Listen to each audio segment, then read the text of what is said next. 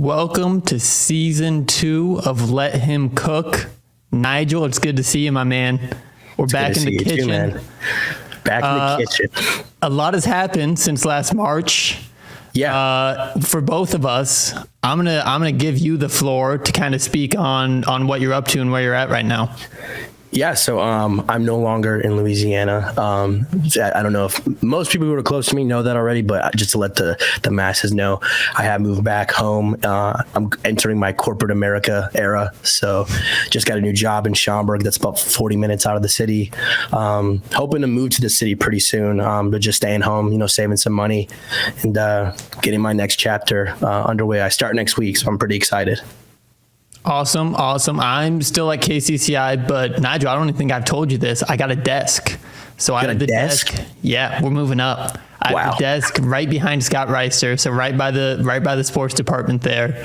And then I'm also on a hybrid schedule, which is really helpful because we used to record mid-morning last year, and now we're able to record after work during the week here. So it all worked out. It did. Really excited for season 2 here. Really excited for a preseason top 10 Iowa State men's basketball team. Just today, Monday, the preseason Big 12 awards came out. Nigel, just knowing you, I looked at the 10 guys on first and second team, and I said, Nigel's going to have some thoughts. Let's start with the first team. We got LJ Cryer, Iowa State's Taman Lipsey, your boy Caleb Love, right there, Nigel. I wouldn't say that, but go on. Jaywan Roberts from Houston and Hunter Dickinson from Kansas. Taman Lipsey, I think, and he was also on the Bob Cousy point guard preseason watch list top 20. So, and I've seen Taman Lipsey in conversations of Big 12 Player of the Year.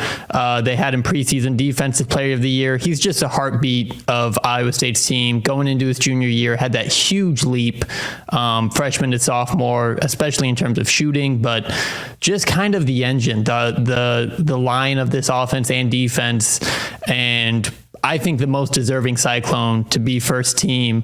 I want to get your thoughts on Caleb Love because he has been a thorn in your side before as a Duke fan when he was at North Carolina. But, I mean, Arizona's on the schedule, so Iowa State's going to see Caleb Love this year. I know you don't like him, but do you think he's deserving of a first-team selection?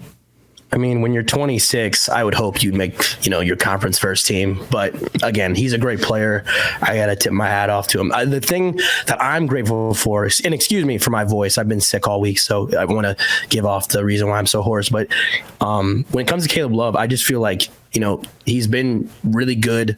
And I feel like I'm going to get an extra advantage of being able to scout him early because Duke actually has to go to Arizona this year to play them. So everyone knows I kind of juggle being a fan, Duke, Iowa State, but I will get the tape and time to pay attention to Caleb Love and see if he's really deserving of that spot. But, if we're talking right now, a week before the season starts, I think that's pretty safe to say just because of his experience, his, what he was able to do at North Carolina and now what he's been able to do at Arizona, despite their early tournament exit.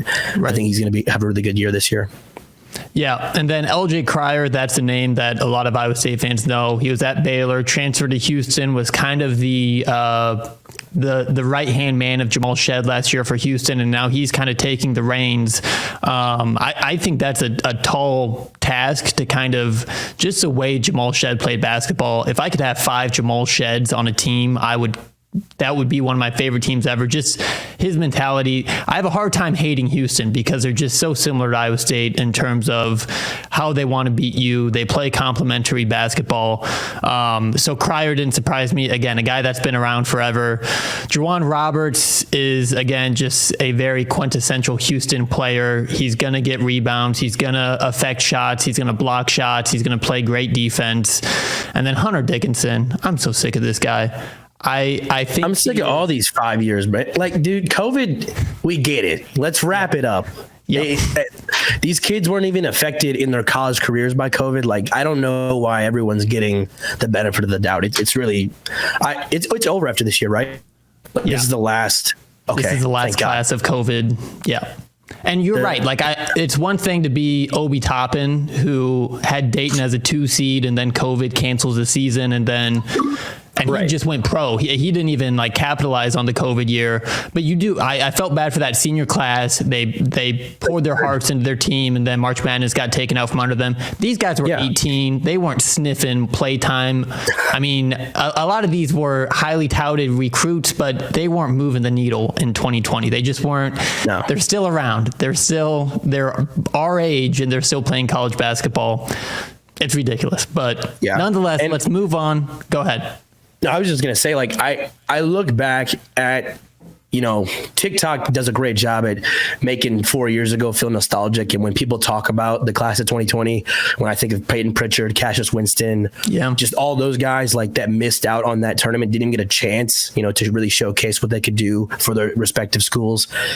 It's really like, if anyone should have got extra year, it should have been those guys, not the kids who are about to come in. And yes, I'll give them credit, Jeremy Roach, Caleb, they all had that awkward freshman year experience. But I mean, whether it's COVID or not, freshman year is always awkward for most people. Like Taman Lipsy, he was a very, I can't shoot threes type of guy. So I feel like everyone has awkward phases in their freshman year. So I just feel like we're kind of just getting the back end. It's at this point, the COVID whole era in college sports is just annoying to most fans. And we want to see a lot of these kids gone respectfully. So hopefully Iowa State can let them go easy. Hopefully all these guys can have early exits in the tournament, and we never have to hear from these guys again. On the all Big 12 second team, we got DeJuan Harris, Kansas's point guard. He's been there at least 3 years, if not longer. 5. He's another one of those class 20 guy. He's a 2020 point guard. He's been their starter. This will be his third year as starting point guard, though, right? I think. Yeah. Well, because Remy, did they start together in 22 when they won the Natty? I believe might have been coming off the bench then. I believe he came off the bench. So this will be his third year starting. Yeah. And then we got Jeremy Roach, another guy you're familiar with. Coleman Hawkins, who Iowa State played Illinois, obviously, and then Coleman Hawkins enters the transfer portal, ends up at Kansas State on a $2 million deal, allegedly. I don't know if those are ever like super official numbers, but that was what word on the street was. Tucker DeVries, former Drake Bulldog, gonna be the star of West Virginia, basically just because, and he was that at Drake too. He's a do-it-all kind of guy. He's big. He's got guard skills. I don't think physicality is gonna bother him that much in the Big 12. I think he'll do just fine, and he's gonna get a bunch of stats at West Virginia. And then also helps when your dad's the coach, but then again, he's a dog. He is a dog. I covered him at Arch Madness, and they were going toe-to-toe with Indiana State, the Sycamores, who should have been Kareem Abdul-Jabbar. Robbie Avila going to be at St. Louis this year in the A-10. That guy's a problem. That whole Indiana State team basically entered the transfer portal. They got guys at Texas. A couple guys went to St. Louis to follow their coach. But that whole team, they just kind of split up. But they were a damn good team. So Tucker DeVries, I think, deserving of a second team nod. And then I don't know how to say his name yet, if I'm being 100% honest. He was at Miami last year, another highly coveted transfer in the portal. I'm going to say Norcad Omier. He's a big man. Yeah. That will start for Baylor and will be super athletic and just a force inside. So again, a lot of age in this second team. It's just a grown man's league, the Big 12. It really is. There's just a lot of depth. What do you think about the two Baylor players? You probably watch more ACC basketball than most Big 12 fans. Do you remember watching Norcad Omier Miami against Duke at all? Yeah, they were he was a part of the Final Four team, I believe, that made it in 23. Probably. And I just remember K's last year in 22 when they had Paolo Banchero. I remember them really giving it to us in the regular season at Cameron. They beat us there, and then we played them in the ACC tournament, and Duke won by I think 4 points with the Final Four team. So it just goes to show that those guys are able to they have the talent to play Big 12 basketball. If you can dominate in the ACC, you'll probably blend in a little more in the Big 12 because everyone's like you. Just when it comes to a physicality level. But I mean, Jeremy Roach, pound for pound, going to be one of the best guards in the country. And Baylor also has a talented freshman, VJ Edgecombe, right? So that backcourt is going to be dangerous. I think, Jeremy Roach is going to thrive in Scott Drew's program just because of the guards we've seen come out of that program before. board with Jared Butler, Davion Mitchell. I think he's cut from that same cloth. So I think that's a very deserving spot for a newcomer in the Big 12. But I think they're both going to have a huge impact for Baylor. That VJ Edgecombe, he was getting a lot of buzz during the Olympics. He was on the Bahamas team with Buddy Hield and is it Ayton? That's from the Bahamas. Klay Thompson too. No kidding. Yeah, they got some guys. If the Bahamas qualified, they would add some dudes. But the people were saying that VJ was like the best player in trials, and this is an 18-year-old. So I wouldn't be shocked if he's the Baylor Bear that's on an all-conference team at the end of the season, because he could be just a breakout star in the Big 12. Coleman Hawkins, take him or leave him. I don't know if he's worth $2 million. I think he's a good player. But I mean, he's going to stretch the floor for Kansas State. He's a versatile player. I don't know if he gets to second team. I think it's a really good conference. And then, I already kind of talked about Tucker DeVries. I think he's a stud. So not a lot of bad players. We could have 4 Big 12 teams, and it's hard to pick apart guys' games because there's just so many dudes in this league now with Arizona, with the transfer portal, all these new guys. So it's a stacked conference. Nigel, I didn't know this existed, preseason coach of the year. That to me is something that is just so indicative of you need to watch the season before you award any coach, really. But TJ Otzelberger gets the nod as preseason coach of the year. We were kind of talking before the show. Is that recruiting? Is that transfer portal? I think it might just be the respect that TJ has gained since becoming the Iowa State head coach. Been to the tournament every year, 2 Sweet 16s already, and probably has his best, most anticipated team going into a season. It makes sense to me why he got that. Yeah, and I think, to think that just 3 years ago he got hired, and then by his first year, we're in the Sweet 16. We do it again last year. I just think from top to bottom, he's just gotten everyone's respect really fast. And the fact that, like you said, we're able to get so many guys from last year's team, who was arguably one of our better teams in his era, I think without a doubt. In between last year, I feel like it was a neck and neck of coach of the year between him and Sampson. So I feel like it could have gone either way.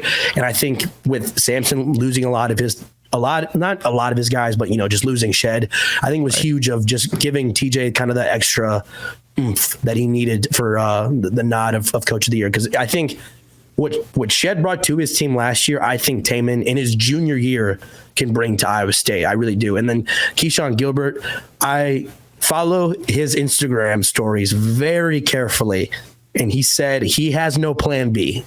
So I know what that means. Kid's trying to get to the NBA.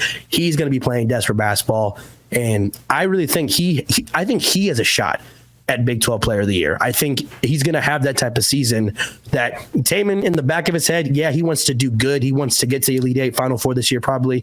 But I think with the level of desperation that Keyshawn is going to be playing with not only just like, hey, I want my team to succeed, but hey, look what I can do at the next level. I think you're going to see a special year out of Gilbert. Yeah, and then close scrimmage. I think a lot people that follow Cyclone men's basketball really closely might know this already, but close scrimmage against Creighton, Keyshawn Gilbert had 35 points on 17 shot attempts, which is efficiency at its finest. And that might be the one knock you had on Keyshawn's game last year, is efficiency, especially early in the season. I think he would drive down the lane, reckless abandon, and just either hunt fouls or throw a prayer up. But man, if you get that guy 35 points on 17 shots is nuts. I don't even care what, you could be a big man doing that and you're just hitting 17 bunnies to get 35. That is still super impressive. It's player of the year numbers. Let's be honest. And I think he's going to have that year. I really do. And a lot of people, let people sleep on him. I'm so glad I did not see his name. I'm glad I didn't see a lot of Cyclones names on these preseason lists. Great. Keep sleeping, because I really think they're going to roll the balls out and you're going to see who the real dogs are. Yeah. Nigel, we got to talk about this guy again. Preseason Big 12 Player of the Year, Hunter Dickinson. I was talking to you earlier. I don't know if he's going to be the best player on his team in 5 months. I really liked what I saw out of AJ Storr. Wisconsin was a bad team last year. they were one of the most overrated teams the whole year until AJ Storr just turned it on and basically played Wisconsin into March Madness and really had a killer second half of the season, enters the transfer portal. I mean, Kansas, they just have an embarrassment of riches. DeJuan Harris, Zeke Mayo, go South Dakota State, AJ Storr, KJ Adams, who's been there forever, and then Hunter Dickinson, preseason Big 12 Player of the Year. I think I have a hard time getting, like, the only thing I think of when I think Hunter Dickinson is Trey King just beating him for 40 minutes. And I think that's just kind of the lasting image I have of Hunter Dickinson, just getting pushed around and constantly frustrated by the Iowa State bigs, trapping him in the post. And that's what we're going to do this year. I think more than anything, the way Iowa State plays basketball is not conducive to how Hunter Dickinson wants to play basketball. And it just, nothing will come easy for Hunter Dickinson when he plays Iowa State. He still might get his 20 points and 10 rebounds, but it's not going to be fun for him. Like I said, he's a little overrated, I think. Also, if you have a podcast while you're still playing college basketball and you have a podcast about college basketball, come on. It's one thing for those NBA guys to do it, but like, I don't know. That also kind of rubs me the wrong way for him to have his own show when it's like, you don't, like, your legacy is not even built yet. Like, we don't even know how we're going to think of you as a college basketball player and you're on a podcast. So yeah, that's my other gripe I have with him. Well, my gripe with Dickinson is he reminds me, and this isn't even a Kansas joke. He's like the college basketball Joel Embiid, because I don't know if you know this, but Kansas just scrimmaged Arkansas a few days ago, and Arkansas won. But everyone's bringing up the excuse, well, Hunter Dickinson didn't play, and bro's already taking load management in your fifth year in college. It's just so many things he does that I find corny. And this was a guy that I really liked when he was at Michigan. He was easy to root for, and now, like, you put on that Jayhawk uniform and the vibe has completely changed. And you can just tell, he's wearing big chains. He's just, I'm not saying you can't wear ice, but my God, he's a lot right now. And I think it's a lot going on, and we're not going to see the type of production that you think we'll get out of a player like him. So I think it's like the lazy pick to make him player of the year. If you want to ask my player of the year, I really do think Keyshawn Gilbert will be player of the year. And if he is, I know ball. Yeah. I'm just saying. I just feel like he's going to have a huge year. And I think this year, with all of the dogs that the Big 12 has, the player of the year may not be a player we were initially expecting. I think AJ Storr could also have a player of the year type of year.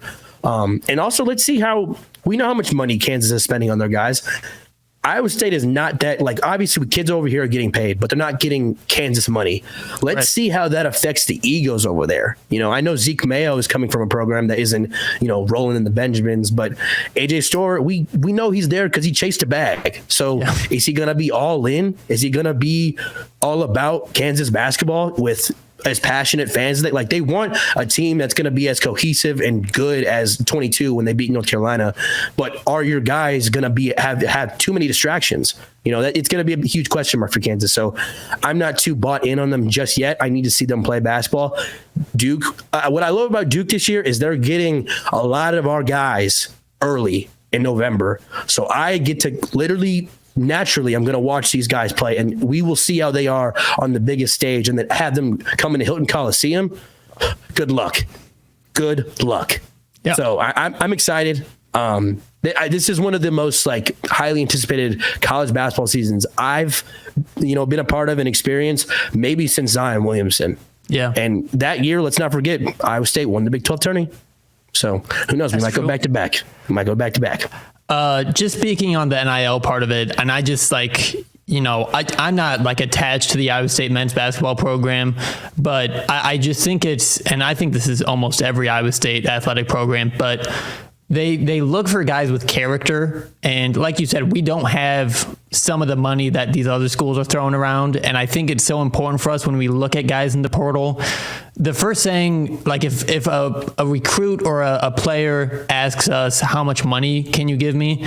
I think his name gets written off the list very fast. Like, I don't think that's something that Iowa State is trying to, outpay everyone in the conference. I think, especially to play the style of basketball that TJ wants to play, you got to be a guy with heart. You got to have grit. You got to have put up or shut up kind of mentality.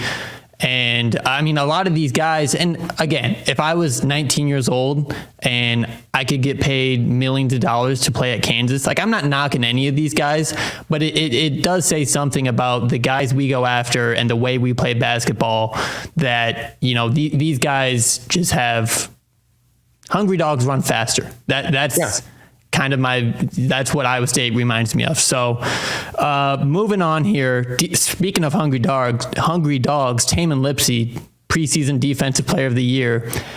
And I would guess 9 times out of 10, this goes to a shot blocking big, like a Jameel McKay, like someone that's just kind of an athletic 6'11" shot blocker that's going to be an anchor for a defense. No, Tamin Lipsey, 6'1" on a good day.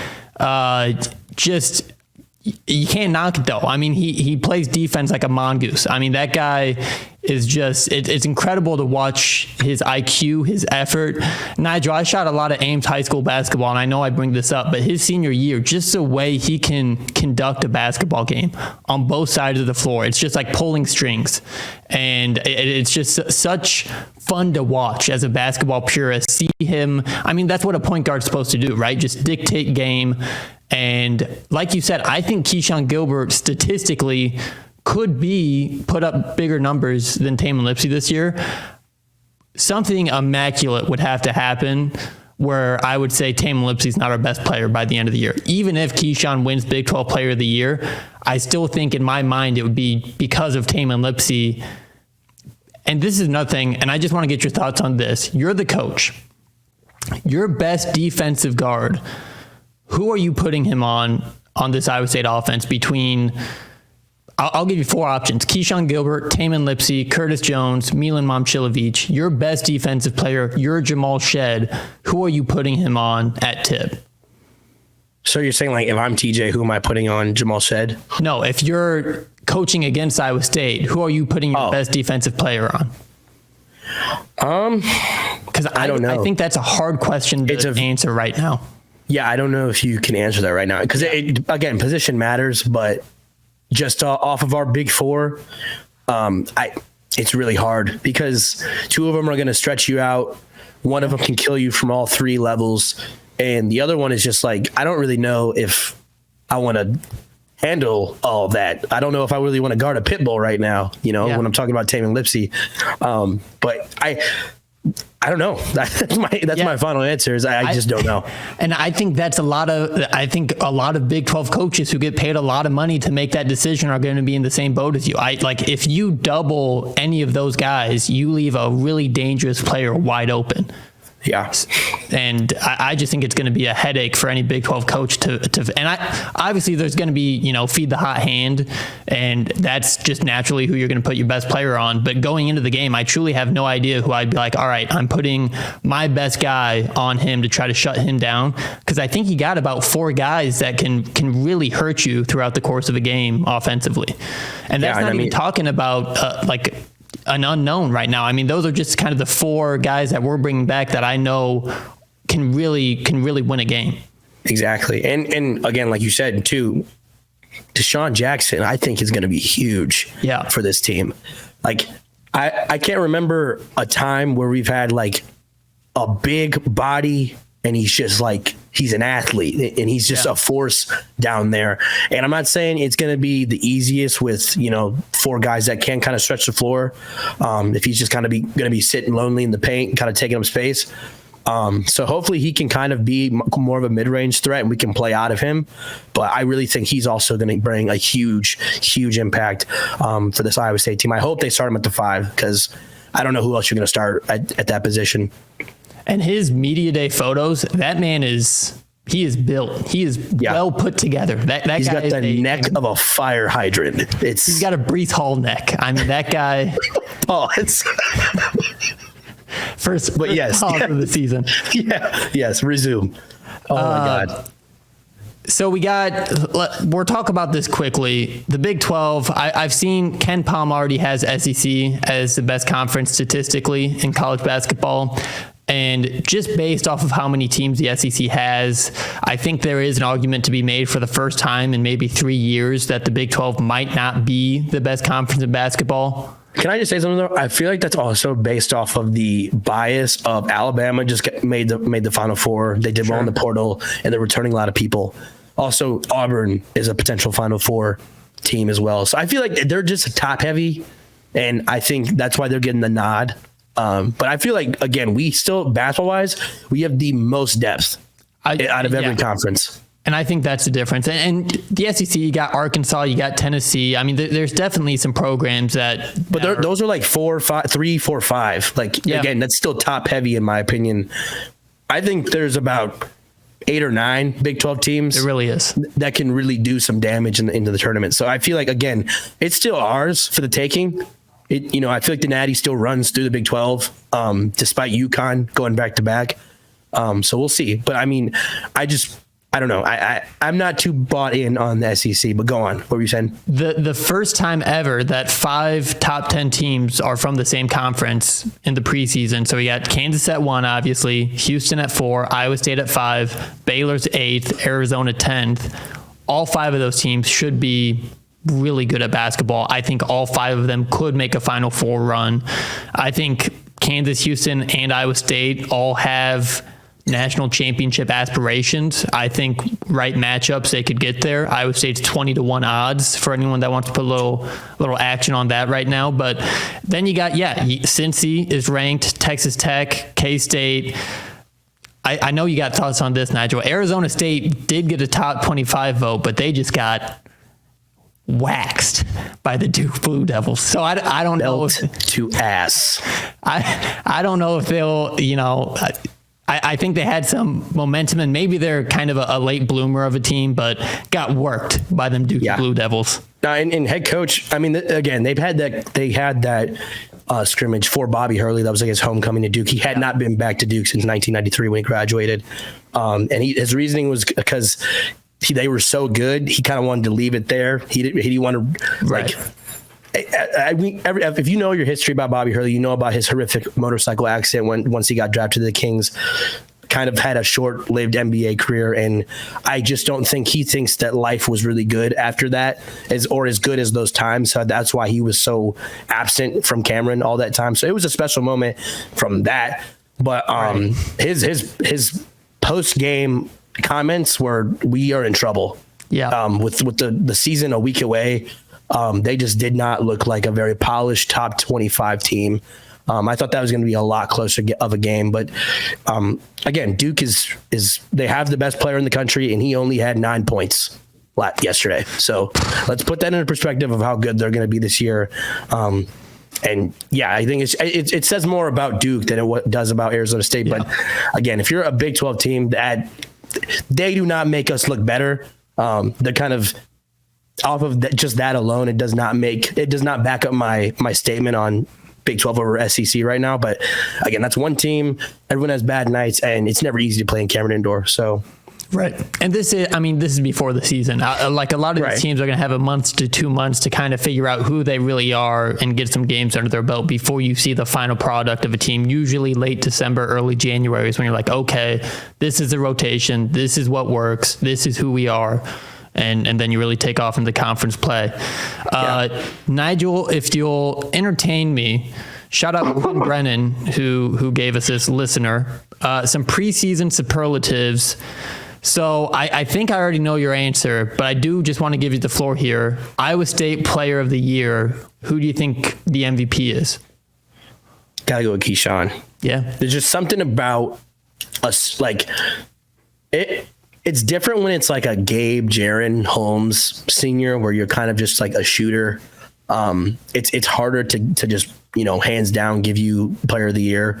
But when you're a proven 3-level scorer and then you're going out and having MVP numbers in scrimmages alone, I got to go with Keyshawn Gilbert right now. I think it's safe to say that, like I said earlier, he's going to be playing desperate basketball. And I think that there could not be a more perfect player in our program to be playing desperate basketball. I mean, we saw what he could do in the Big 12 tournament, and we saw what he could do in the national tournament. So hopefully he's carrying that momentum into this year and coming off of our scrimmages, which I wish they would broadcast. I mean, everyone else is having these, ACC network broadcast games. Arkansas and Kansas are going off. I mean, can we please just watch? I just want to see the team. I want to see what sets we're running. People can see our plays. It's going to come down to how are we executing. So if they're scared of doing that, I just wish they would broadcast them. I've talked to multiple people about this, and it's just really bothering me. I wish Iowa State would broadcast their exhibitions, but neither here nor there. I think Keyshawn will be our player of the year without a doubt. I'm going to go with Tamin Lipsey. I mean, that guy, that's just if I could make a Iowa State basketball player in a lab, it would probably look a lot like Tamin Lipsey. Just a defensive-minded, smartest IQ on the floor, does it all, does the dirty work, chasing at 80 feet after a loose ball that's going out the other end. He just plays such winning basketball. And for TJ, for Iowa State fans, that is exactly what you want out of your point guard. And like I said, I don't even think I would doubt he's the leading scorer for Iowa State this year. But I just think the instrumentals, the little things, the intangibles that he brings is really what makes Iowa State go. And just, again, and Fran Fraschilla compares him to Jamal Shead all the time. It's just that is the heartbeat of your basketball team. And I think he just raises the ceiling of this team to get to a Final Four, to play in a national championship game. Third year, he made a huge leap his freshman to sophomore year. I mean, teams were not within 10 feet of him on the three-point line at the end of the year his freshman year, shot almost 40% from three as a sophomore. So he's figured out his shot. I don't know if he'll shoot that good this year. I mean, 40% is a great clip for a college basketball player. And I think we have some other players that could probably shoot better than they did last year. Milan Momcilovic, Curtis Jones. So I think his numbers might even take a step back, but I still think he's Iowa State's player of the year. Yeah. Next one. And then this is a good transition because you talk about breakout player of the year. Outside of maybe a newcomer that we just don't know yet who could bring something of a spark. Because we don't know. Deshaun could have a great year. I know our offense last year was real, going through our guards and Milan, but for the most part, it was just because of the lack of, offensive consistency sometimes that Rob could bring us. I mean, his hook shot improved drastically, but that's about all he had in his bag. But we don't know right now what Jackson can bring to us offensively, but I think it's going to be a bit more than what Rob Jones is bringing. So outside of him, breakout player of the year, I think we have to go with Curtis Jones, only because TJ said he has made the biggest leap. Yeah. And do you think that means, because I saw some disputing on Twitter, do you think that means other people are getting worse, or that's just meaning he's just getting more comfortable in this offense? Well, I was going to say people forget, but I think they probably don't. I mean, Curtis Jones kind of had you could almost cut the line in the schedule on where he became really good and where he really struggled. I think it's that TCU game where Tamin sat out and Curtis really found his groove, got put in the starting lineup and was just a different player. And then maybe was our best player during March Madness. So I think he really just found something towards the end of last year. Kind of what I was saying about AJ Storr. I think you can just kind of sometimes see when a guy is oh, I get it now. And again, think Curtis Jones started at community college at a JUCO, Indian Hills, went to Buffalo. No offense to the MAC, but they're not playing great basketball in the MAC all the time. So I think it just took him a while to get up to speed with the Big 12. And now that he understands the physicality, he understands what it takes to bring it every night.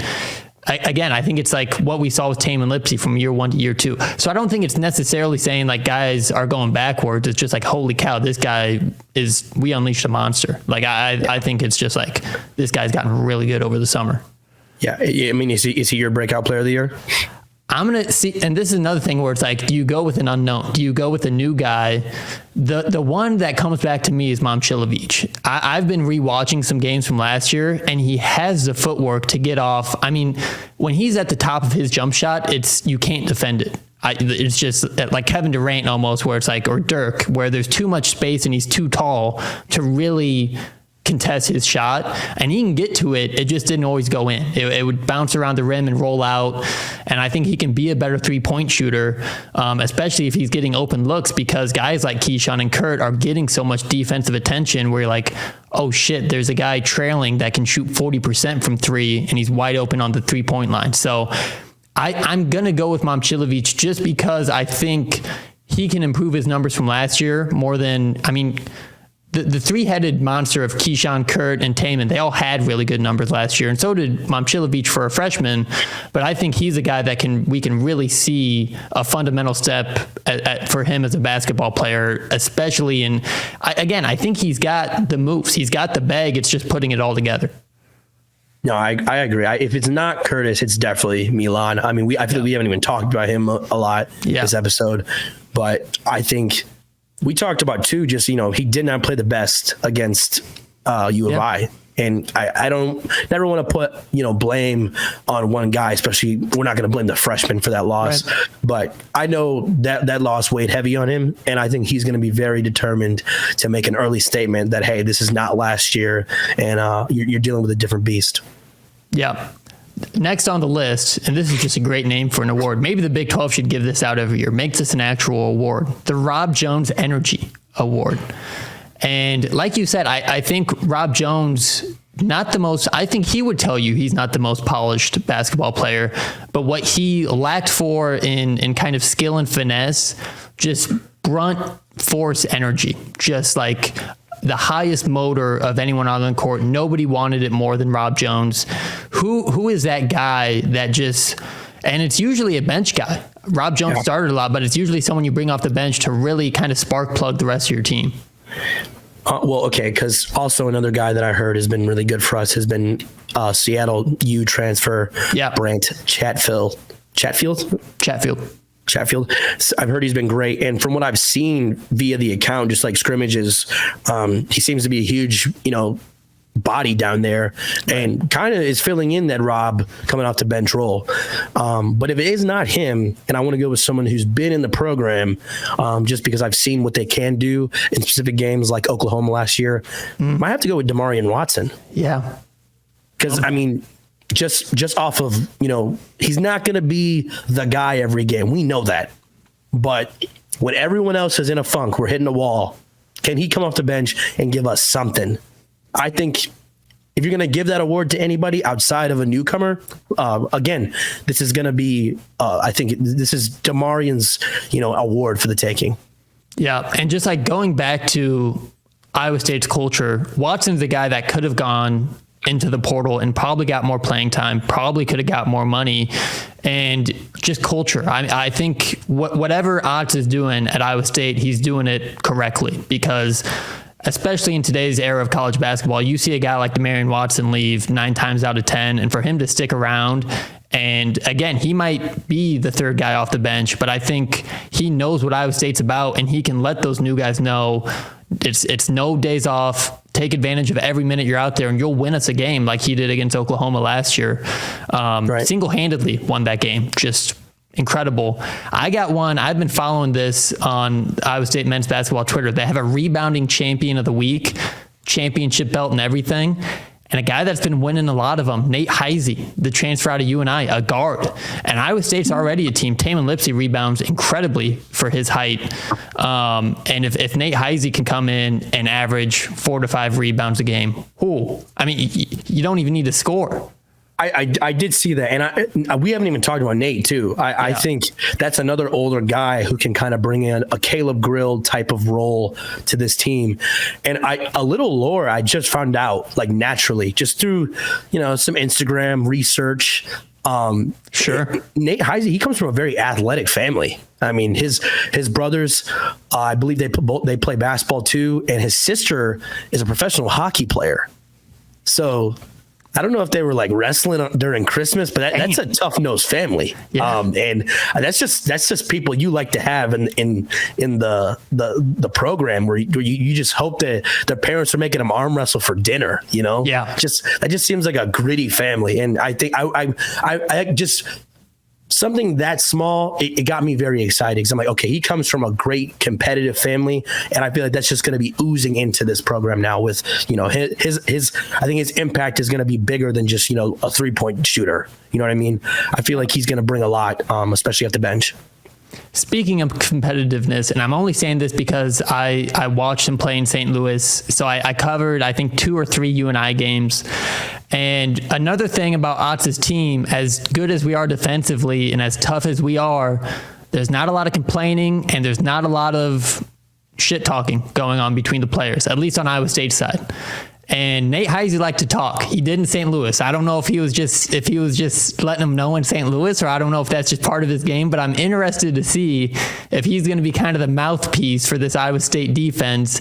And if you think about the best defenses, mostly NBA, you think of guys like Dennis Rodman, you think of guys like Kevin Garnett, just disruptors, irritators, guys that will get under your skin.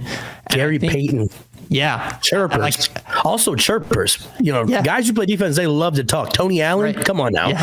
Yeah. So I don't know if Otz will try to coach that out of him. I don't know if that is something that we will see, but I noticed it. And again, you know where we sit in those basketball games. I can hear just about everything that happens on that side of the court, and he liked to talk. That's all I'm saying. I'm interested to see if he carries that over.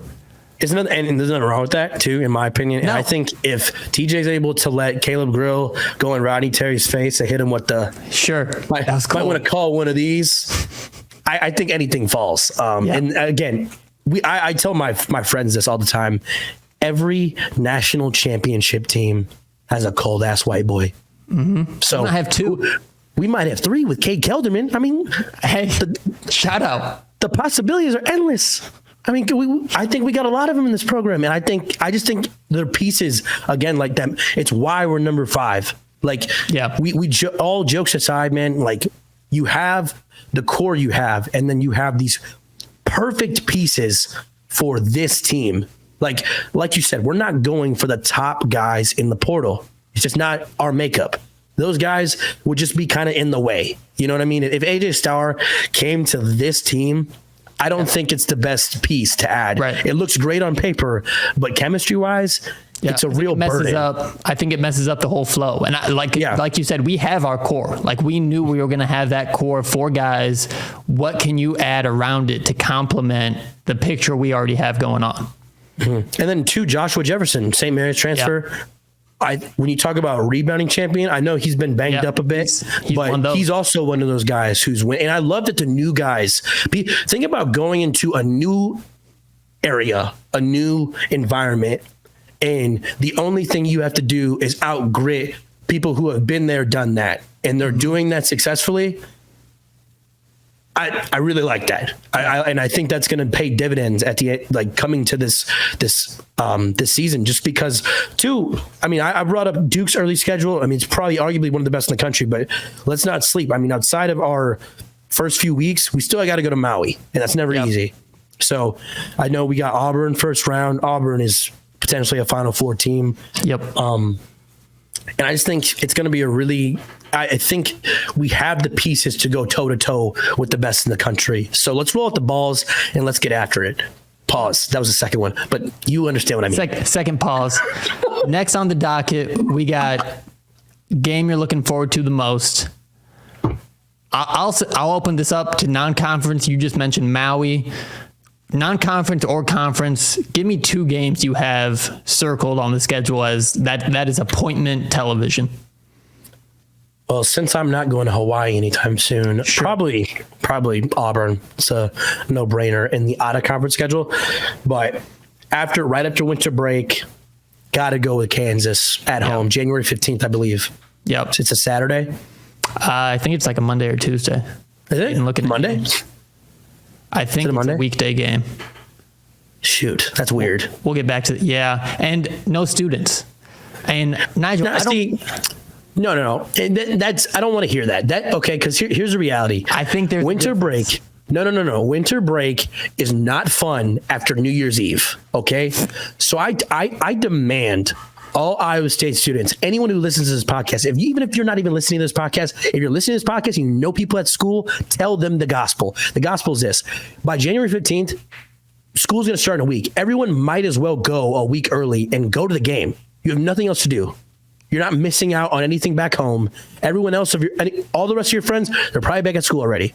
So there's no excuse why there's shit. Oh, well, school hasn't started. We can't go to the game. No, go to the game. You play Kansas. They're a top 10 team in the country. You're a top 10 team in the country. Act like it.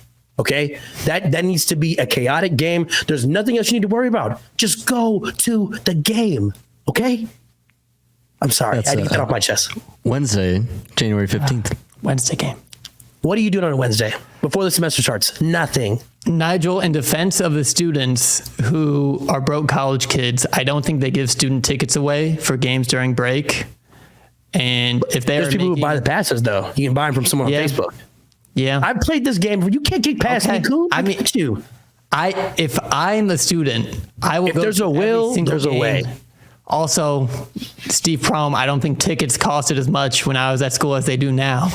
Yeah, but sure. I mean, I was showing up to games no matter what. But if it's a pretty penny, it should be a sellout. Unless there is 18 inches of snow on the ground and 40-mile-an-hour winds, which that should be a sold-out game. It could. But again, so was Houston. Yeah, and we won. That place was rocking. Yeah. So there's no excuse. There is something. I think Iowa State might have the best 40 to 70-year-old fans in the country, and that's a weird demographic. But you get a guy with a little bit of gray hair and his mustache just yelling at the top of his lungs. Everyone in unison, just clapping. Yeah. Those dudes don't play. We need, Jim Carrey needs a front row seat this year. Yeah. Yep. Get him courtside. Yeah. We need some old white guys just taunting, chirping and taunting. Right in Jerome Tang's face. Yes, without a doubt. Nigel, the two I got are Marquette, the Big East Big 12 Challenge. I think that game is on ESPN Plus, which is a crime against humanity. Do better. I'm going to illegally stream that. I don't care. Yeah. I said it. That is terrible. And let ESPN know about it. And then the other game that I have circled, and maybe it's because it's the day before my birthday, versus Baylor. It's not the Big 12 opener. We play Colorado at Colorado, December 30th. But Baylor is the first Big 12 home game. Again, students will be away. Hate that. But I think that will be a early test of, okay, where do we stack up with the cream of the crop in the Big 12? Yeah. And I mean, look, we've beaten Baylor before on New Year's Eve. That's not a crazy out of scenario thing. So regardless if students are there or not, I get that because it's New Year's Eve. But January 15th on a Wednesday, there's nothing else you could be doing. Go to the game. And all the other fans make fun of us when we brag about attendance. It's what else are you going to do in Ames, Iowa? Watch a top 10 basketball team. That's what I'm going to do. Sorry. What are you doing in Los Angeles, fool? Let's go to the beach. I mean, that sounds pretty nice too, but still, we get it. We get it. It's not a top 10 basketball team. There's no top 10 basketball team on a beach in Los Angeles right now. That's no one's breaking an appointment to go watch Jaime Jaquez play basketball. Exactly. The other one that I just want to shout out, and it's partly because I was at that game last year, senior night against BYU was an incredible environment. Our senior night this year will also be against BYU. Last home game of the Big 12, and then we play at Kansas State. But just some incredible basketball that's coming our way, whether we like it or not. This team's going to be battle tested. Season tips off a week from today, and Nigel, I just want to touch on this very briefly. We played the Mississippi Valley State Delta Devils, who went 1-30. Aren't they D2? Who went 1-30 last year, lost 30 games. And this is a fact. You can look at their schedule. I am not making this up. They opened their season against Iowa State And then their next game is against the Mississippi University of Women. And that university has a men's basketball team. Oh, I thought they were just playing like nuns. No, they're playing men that play for the University of Mississippi Women.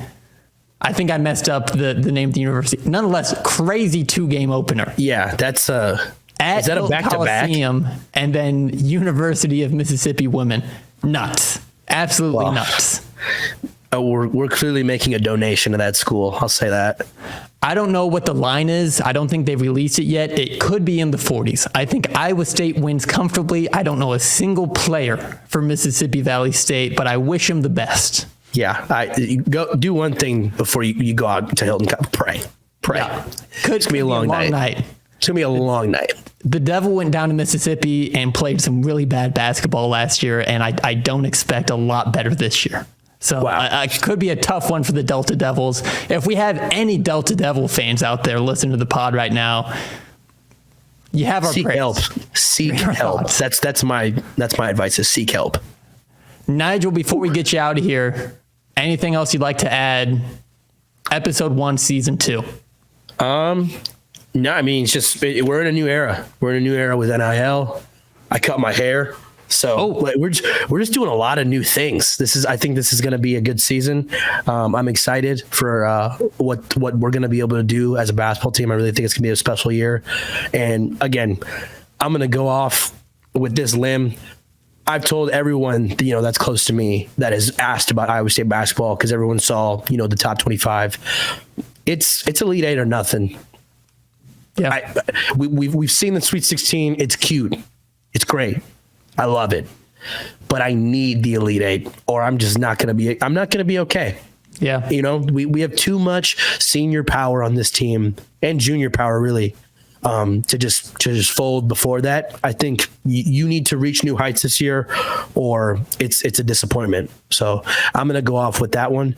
I'm going to end the episode off with that one. It's Elite 8 or nothing.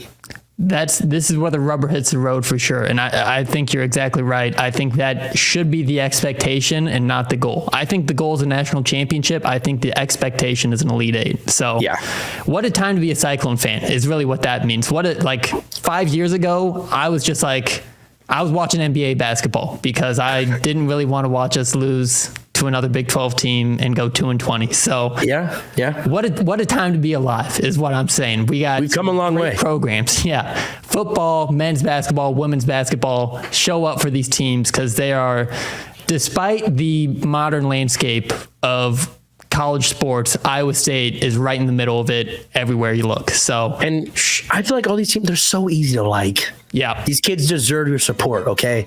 Because you show them love. When they see you, in class, in the hallways, they're going to show love back. I promise you that. So let's just, they work so hard. Let's show them, we care about you guys and we appreciate all the hard work because that's what being a Cyclone is all about. So again, I'm excited for this year. I cannot wait. This week cannot go by fast enough. And hopefully it's a great season. Go Clones. Let them cook. Go Clones. Let's get it.